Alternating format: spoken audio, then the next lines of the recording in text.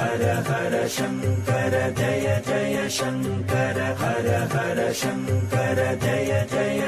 நாக பஞ்சமி இந்துக்களுக்கு மிகவும் விசேஷமான நாளாகும்.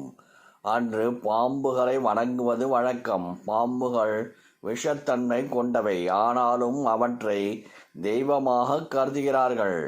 பாம்புகள் மிகவும் சக்தி வாய்ந்தவை என்று நம்புகிறார்கள். அதனால் அவற்றை நாக தேவதைகளாக கருதி வழிபடுகிறார்கள். இந்து சாஸ்திரங்களின்படி பாம்புகள் பாதாள லோகத்தில் கடவுள். அது பாம்புகளின் வீடு. இந்த நாளில் பாம்புகளை வணங்கினால் கால சர்ப்ப தோஷம் நீங்கும் என்பது ஐதீகம். ஆடி மாதத்தில் வரும் வளர்பிறை பஞ்சமியில் நாக பஞ்சமி கொண்டாடப்படுகிறது. இந்த ஆண்டு ஜூலை 29 நாக பஞ்சமி கொண்டாடப்பட உள்ளது. ஜூலை 28 நாக சதுர்த்தியும் ஜூலை 29 நாக பஞ்சமியும் கொண்டாடப்பட உள்ளது. நாக சதுர்த்தி அன்று ஆடிப்பூரமும் அந்த ஆண்டு இணைந்து வருகிறது.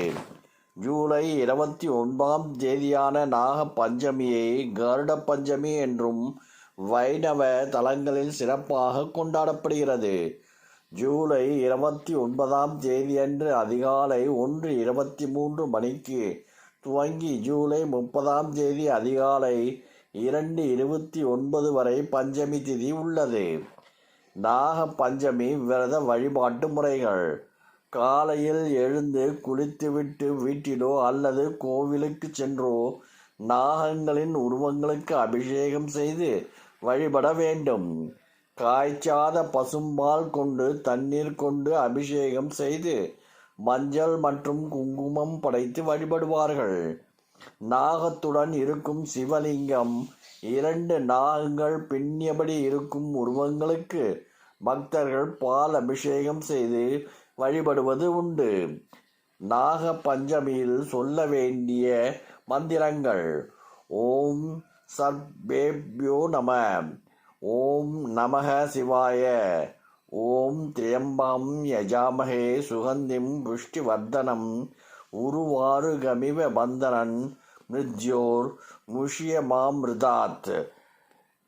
நாக பஞ்சமி ஏன் கொண்டாடுகின்றோம்? நாக பஞ்சமி பாம்புகளுக்கு நன்றி செலுத்தும் நாளாகும். பாம்புகள் விவசாயிகளுக்கு நண்பர்கள். வயலில் இருக்கும் எலிகளை பாம்புகள் சாப்பிட்டு பயிர்களை காக்கின்றன. ஆன்மீக ரீதியாக பார்த்தால் அம்பிகை, மகாவிஷ்ணு, சிவபெருமான், விநாயகர், முருகன் அனைத்து தெய்வங்களுடனும் பாம்புகள் இருக்கும். அதனால் தெய்வீக அம்சம் கொண்ட நாகங்களை தெய்வமாக வழிபட்டால் அடுத்து வரப்போகும் மழை காலத்தில் அவைகள் நமக்கு தீங்கு செய்யாமல் இருக்கும். அதோடு நாக தேவதைகளை வழிபட்டு அவர்களின் ஆசிகளை பெற்றால் ஜாதகத்தில் இருக்கும் நாக தோஷங்கள் உள்ளிட்ட தோஷங்கள் நீங்கும் என்பது நம்பிக்கை. நாக பஞ்சமி அன்று விரதம் இருந்தால் நல்லது நடக்கும் என்பது நம்பிக்கை. விரதம் இருப்பவர்கள் ஒருவேளை மட்டுமோ அல்லது பால் பழம் மட்டுமோ சாப்பிட்டு விரதம் இருப்பார்கள். இதனால் திருமண தடை, திருமண வாழ்க்கையில் இருக்கும் பிரச்சனைகள், குழந்தை பேறு தாமதமாவது உள்ளிட்ட பிரச்சனைகள் சரியாகும் என்பது நம்பிக்கை. நாகங்களை வழிபட்டால் தெய்வங்களுடன் இருக்கும் நாகங்கள் நம்முடைய கோரிக்கைகளை தெய்வங்களிடம் சொல்லி அவை விரைவில் நிறைவேற ஆசி வழங்கும் என்று நம்பிக்கை உண்டு.